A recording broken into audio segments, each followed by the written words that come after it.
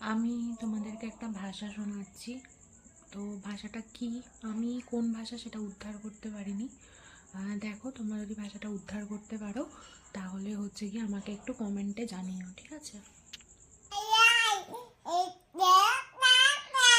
ওমা, এটা কি ভাষা? কেউ কি বুঝতে পারবে এই ভাষাটা?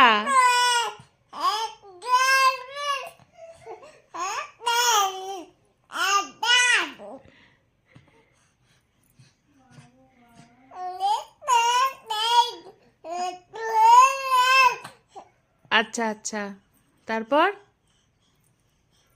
তারপর বলো।